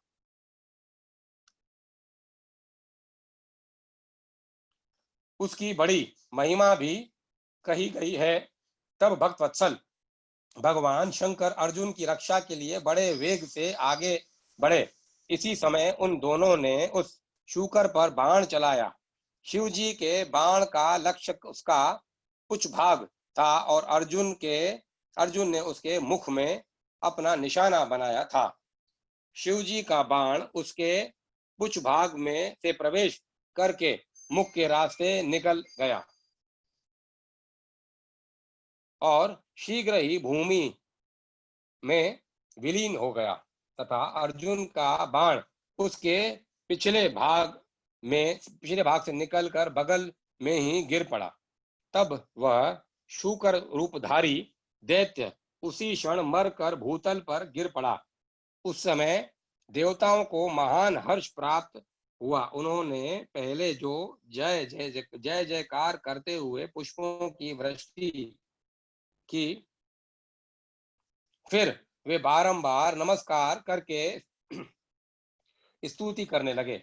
उस समय उन दोनों ने दैत्य के उस क्रूर रूप की और दृष्टिपात किया। उसे देखकर शिव जी का मन संतुष्ट हो गया और अर्जुन को महान सुख प्राप्त हुआ।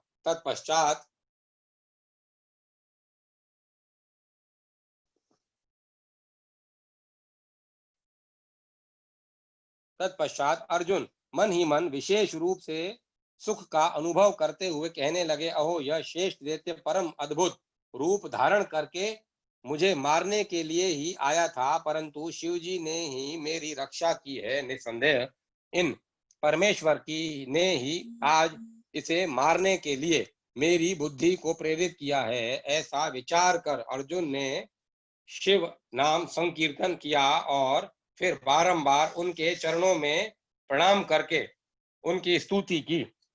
अर्जुन और शिवदूत का वार्तालाप। किरात वेशधारी शिव के साथ अर्जुन का युद्ध।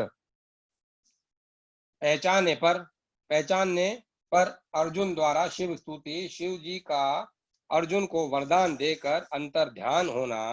अर्जुन का आश्रम पर लौटकर भाइयों से मिलना। श्री कृष्ण का अर्जुन से मिलने के लिए वहां पधारना। नंदीश्वर जी कहते हैं, महाज्ञानी लीला को श्रवण करो जो महाज्ञानी सनत कुमार जी, अब परमात्मा शिव की उस लीला को श्रवण करो जो भक्त वत्सलता से युक्त तथा उनकी दृढ़ता से भरी हुई है। तदंतर शिव जी ने उस बाण को लाने के लिए तुरंत ही अपने अनुचर को भेजा। उधर अर्जुन भी उसी निमित्त वहां आए। इस प्रकार एक ही समय में रुद्रानुचर तथा अर्जुन दोनों बाण उठाने के लिए वहां पहुंचे। तब अर्जुन ने उसे डरा धमका कर अपना बाण उठा लिया। यह देखकर उस अनुचर ने कहा, ऋषि संतप्त आप क्यों इस बाण को ले रहे हैं? यह हमारा सहायक है, इसे छोड़ दीजिए।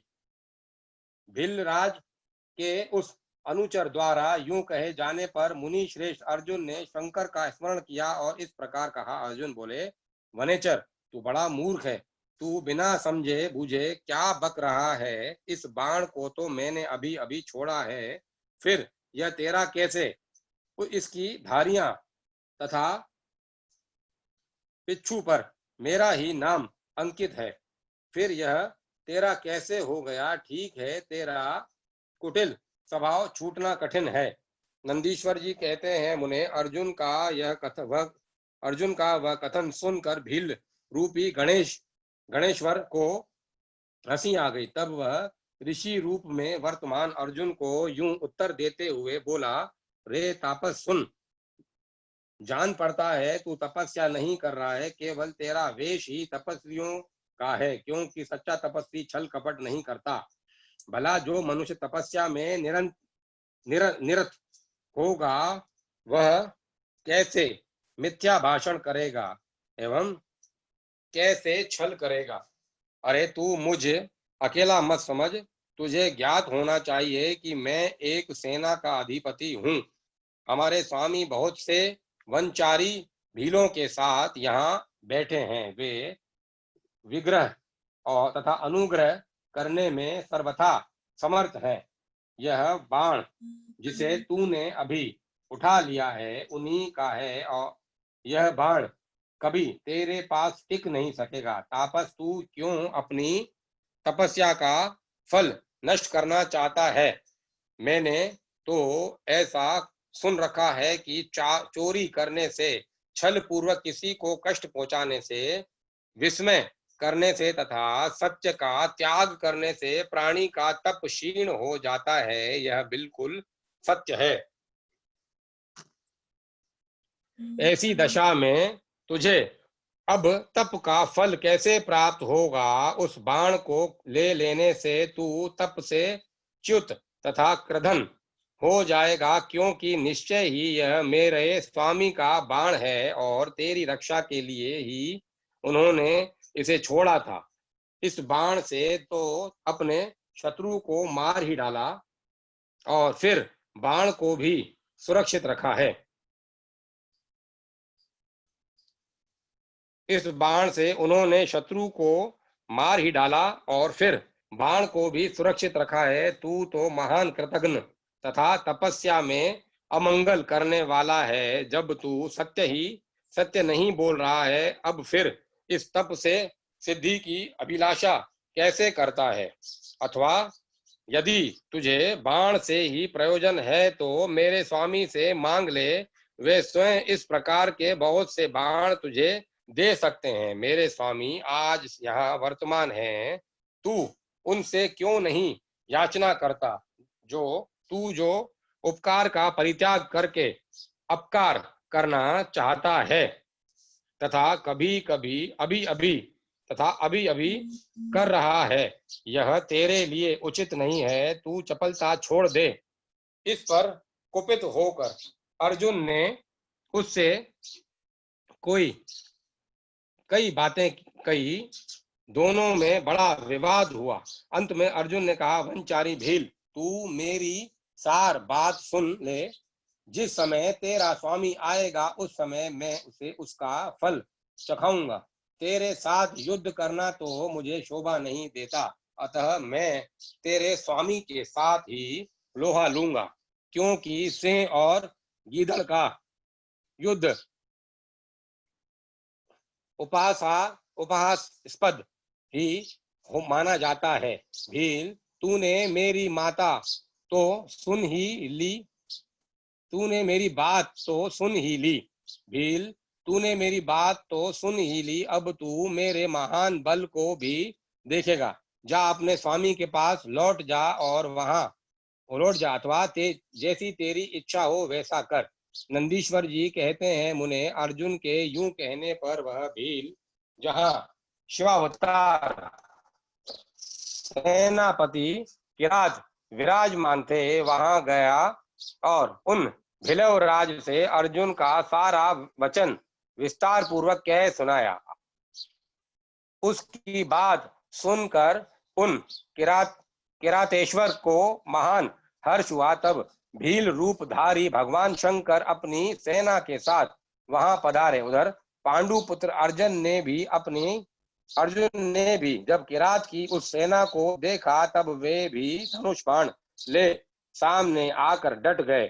तदंतर किरात ने पुनः उस दूत को भेजा और उसके द्वारा भरतवंशी महात्मा अर्जुन से यूं कहलवाया। किरात ने कहा, तपस्विन तनिक इस सेना की ओर तो दृष्टिपात करो। अरे, अब तुम बाण छोड़कर जल्दी भाग जाओ।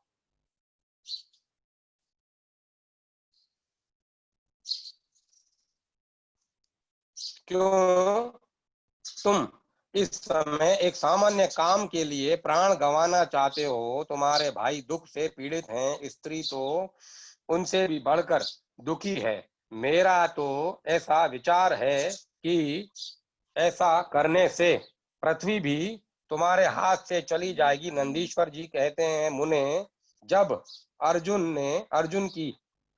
जब अर्जुन की सब तरह से रक्षा करने के लिए किरात रूपधारी परमेश्वर शंभु ने उनकी भक्ति की दृढ़ता की परीक्षा के निमित्त ऐसी बात कही, तब वह शिवदूत उसी समय अर्जुन के पास पहुंचा और उसने वह सारा वृतांत उनसे विस्तार पूर्वक कह सुनाया।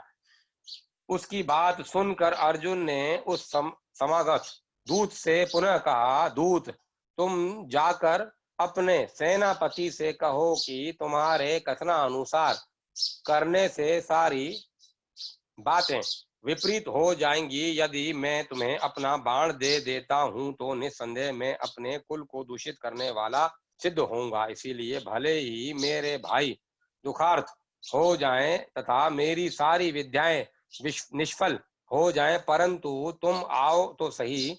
मैंने ऐसा कभी नहीं सुना कि कहीं सिंह गीदड़ से डर गया हो।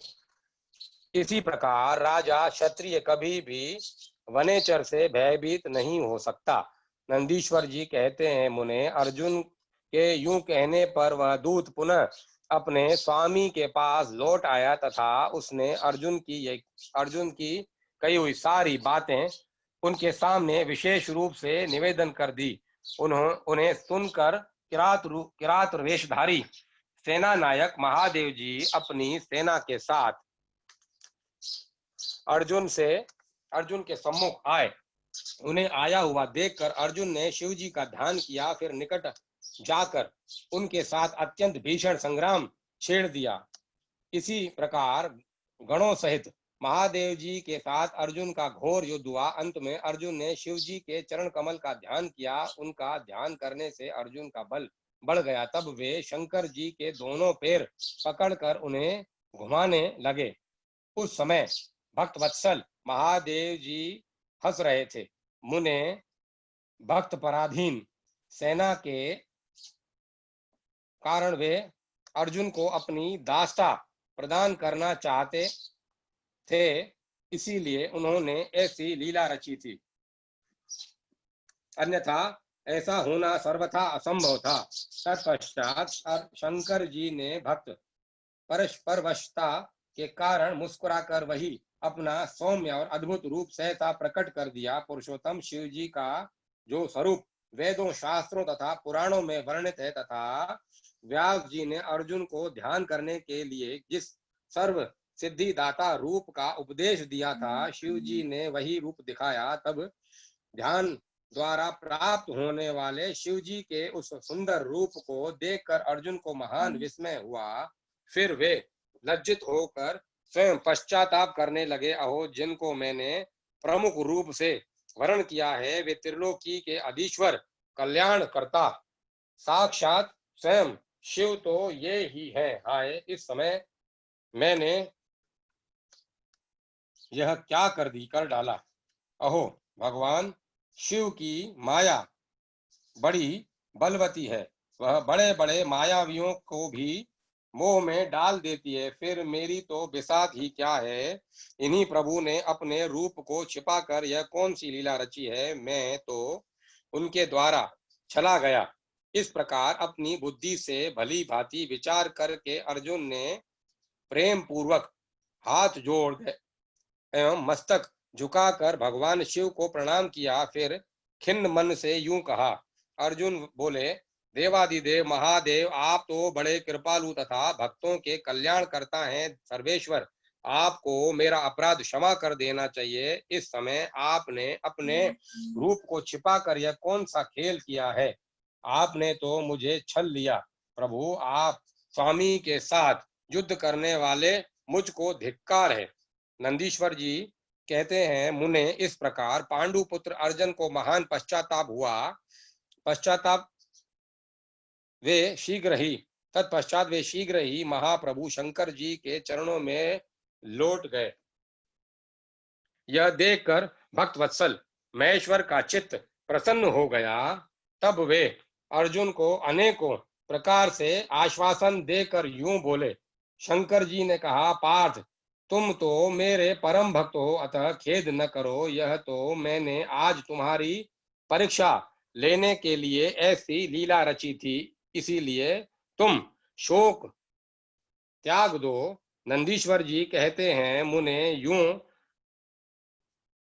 कहकर भगवान शिव ने अपने दोनों हाथों से पकड़कर अर्जुन को उठा लिया और अपने तथा गणों के समक्ष उनकी लाज का निवारण किया। फिर भक्त वत्सल भगवान शंकर वीरों में मान्य पांडु पुत्र अर्जुन को तब सब तरह से हर्ष प्रदान करते हुए प्रेम पूर्वक बोले।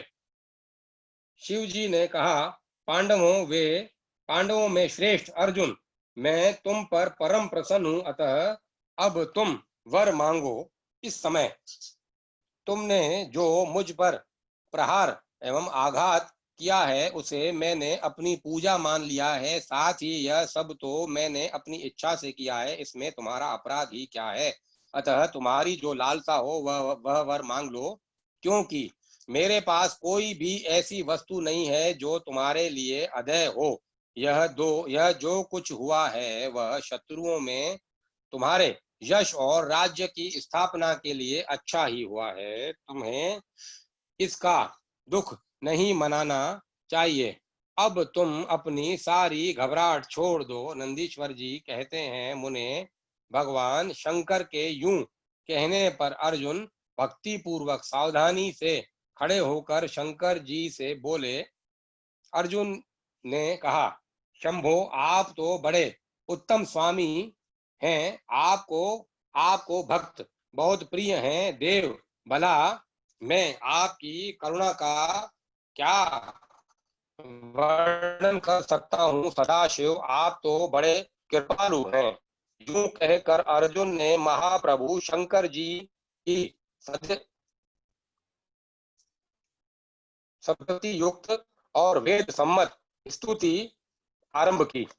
अर्जुन बोले, आप देवादिदेव को नमस्कार है। कैलाश वासिन, आपको प्रणाम है। सदाशिव, आपको अभिवादन है। पंचमुख परमेश्वर, आपको मैं सिर झुकाता हूँ। आप जटाधारी तथा 3 नेत्रों से विभूषित हैं। आपको बारंबार नमस्कार है। आप प्रसन्न रूप वाले तथा सहस्त्रों मुखों से युक्त हैं। आपको प्रणाम है। नीलकंठ, आपको मेरा नमस्कार प्राप्त हो। मैं सगो जात को अभिवादन करता हूँ।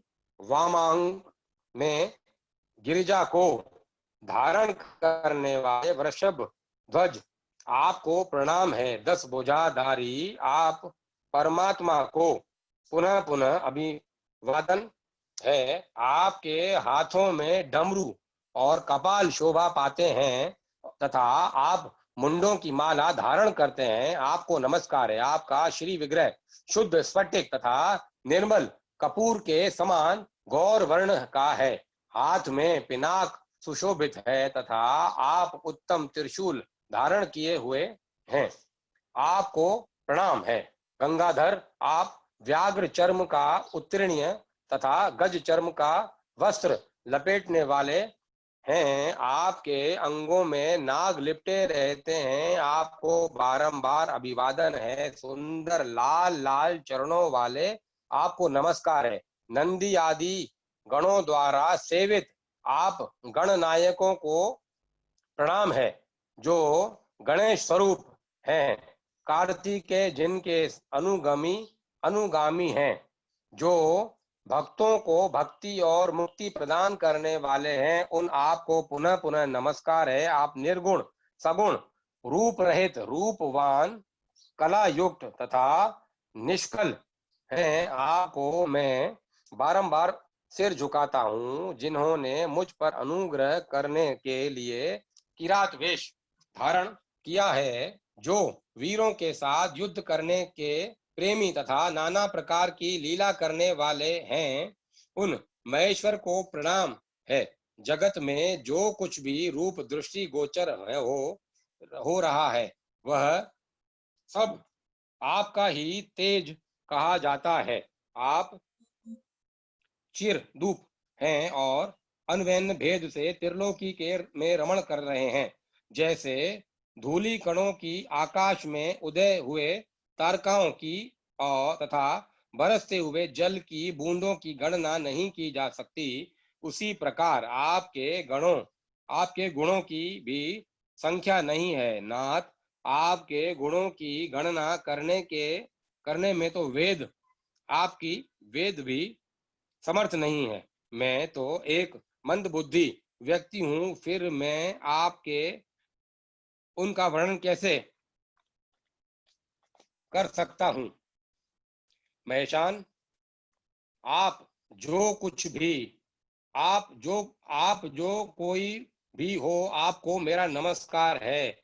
महेश्वर, आप मेरे स्वामी हैं और मैं आपका दास, अतः आपको मुझ पर कृपा करनी चाहिए। नंदीश्वर जी कहते हैं, मुने, अर्जुन द्वारा किए गए इस सत्वन को सुनकर भगवान शंकर का मन परम प्रसन्न हो गया। तब वे हंसते हुए पुनः अर्जुन से बोले।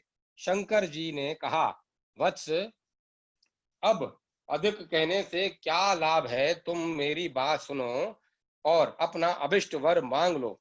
इस समय तुम जो कुछ कहोगे वह सब मैं तुम्हें प्रदान करूंगा। नंदीश्वर जी कहते हैं, महेश्वर शंकर जी के यूं कहने पर अर्जुन ने हाथ जोड़कर नतमस्तक हो सदाशिव को प्रणाम किया और फिर प्रेम पूर्वक गदगद वाणी से कहना आरंभ किया। अर्जुन ने कहा, विभो, आप तो स्वयं ही अंतर्यामी रूप से सबके अंदर विराजमान है, अतः घट घट की जानने वाले हैं।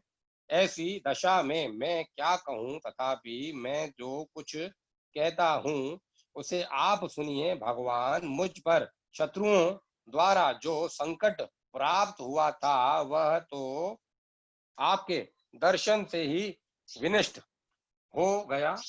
अब जिस प्रकार मुझे इस लोक की परासिद्धि प्राप्त हो सके वैसी कृपा कीजिए। नंदीश्वर जी कहते हैं, मुने, इतना कहकर अर्जुन ने भक्तवत्सल भगवान शंकर को नमस्कार किया और फिर वे हाथ जोड़कर मस्तक झुकाए हुए उनके निकट खड़े हो गए।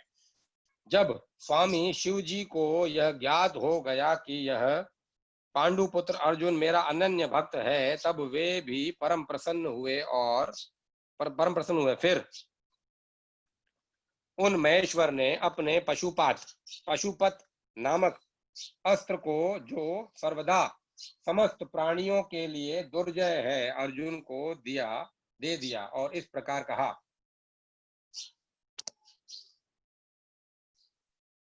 शिव जी बोले, वत्स, मैंने तुम्हें अपना महान अस्त्र दे दिया। इसे धारण करने से अब तुम समस्त शत्रुओं के लिए अजय हो जाओगे। जाओ, विजय लाभ करो। साथ ही मैं श्री कृष्ण से भी कहूंगा, वे तुम्हारी सहायता करेंगे, क्योंकि श्री कृष्ण मेरे आत्मस्वरूप भक्त और मेरा कार्य करने वाले हैं। भारत, मेरे प्रभाव से तुम निष्कटक राज्य भोगो और अपने भाई युधिष्ठिर से सर्वदा नाना प्रकार के धर्म कार्य कराते रहो। नंदीश्वर जी कहते हैं, मुने, यूं कहकर शंकर जी ने अर्जुन के मस्तक पर अपना कर कमल रख दिया और अर्जुन द्वारा पूजित हो वे शीघ्र ही अंतर ध्यान हो गए। इस प्रकार भगवान शंकर से वरदान और अस्त्र पाकर अर्जुन का मन प्रसन्न हो गया। तब वे अपने मुख्य गुरु शिव का भक्ति पूर्वक स्मरण करते हुए अपने आश्रम को लौट गए। वहां अर्जुन से मिलकर सभी भाइयों को ऐसा आनंद प्राप्त हुआ मानो मृतक शरीर में प्राण का संचार हो गया हो। उत्तम व्रत का पालन करने वाले द्रौपदी को अत्यंत सुख मिला।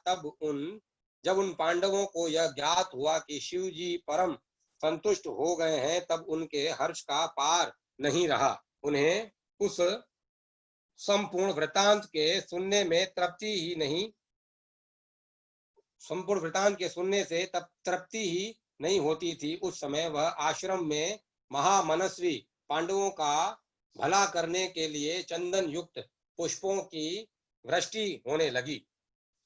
तब उन्होंने हर्षपूर्वक संपत्ति दाता तथा कल्याणकर्ता शिव को नमस्कार किया और 13 वर्ष की अवधि को समाप्त हुई जानकर यह निश्चय किया कि अवश्य ही हमारी विजय होगी।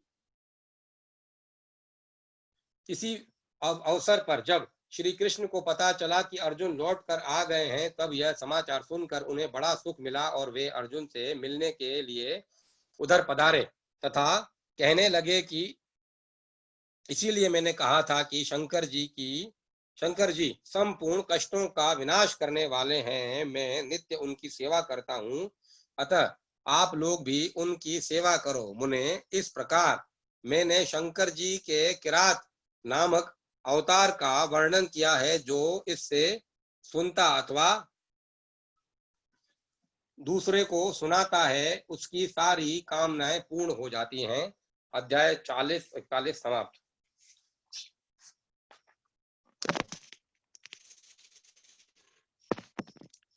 शिव जी के द्वादश ज्योतिर्लिंग अवतार का सविस्तार वर्णन।